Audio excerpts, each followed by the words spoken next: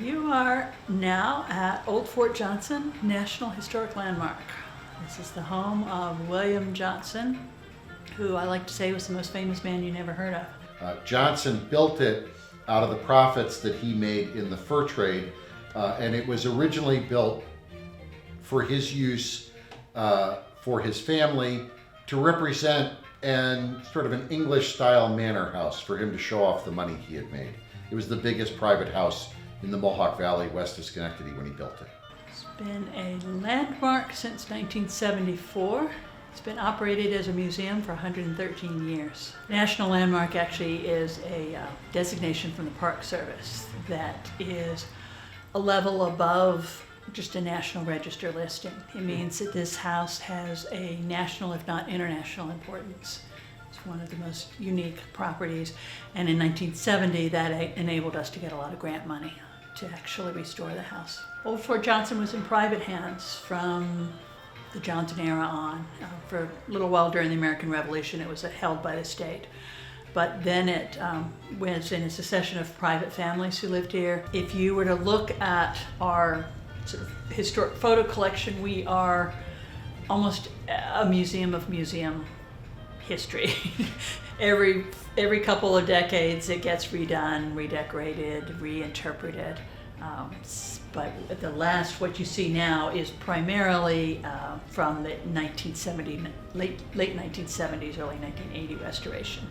Probably the single largest reason Old Fort Johnson was made a national landmark, national historic landmark, was because of its role as the center of operations for William Johnson during the French and Indian War. I've been told it's probably the most intact original French and Indian War site in all of North America.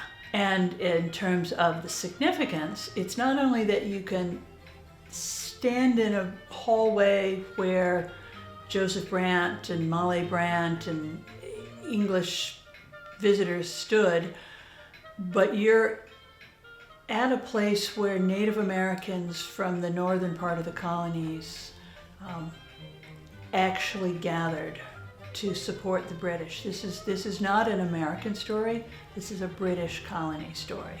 This was the diplomatic outpost for all of the King's negotiations with the Native Americans of the North. From 1755, when he first convenes over 1,100 Indians from 9 different nations all around this house, right through till the American Revolution breaks out.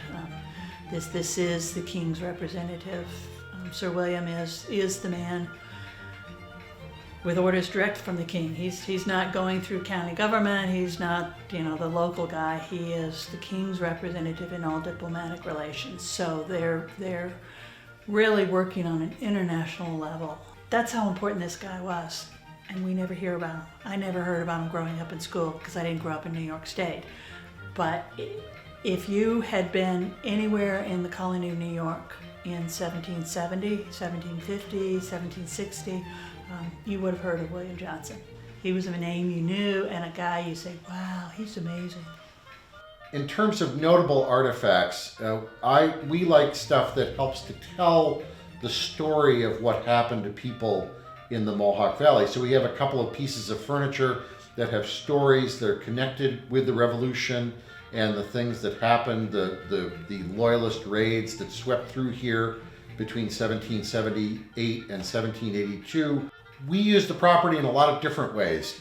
Because we're a private non-for-profit, most of our funding comes out of fundraising and memberships as well. So during the season, we try to have a lot of different events that basically bring in money to cover our budget. In the fall, we just had our fall fundraiser, which is we call a Taste of History, where we get local cooks to make soup and pie, and we have it as a fundraiser. So we try to involve the community, and I like this place because William Johnson is an endlessly fascinating character. There are a lot of facets to his life where he's doing all kinds of things, so you always are learning something new about Johnson. The more you dig into him, the more you see what a multifaceted person he is. My favorite thing about this place, and the thing that I try to convey to visitors, especially local visitors, is that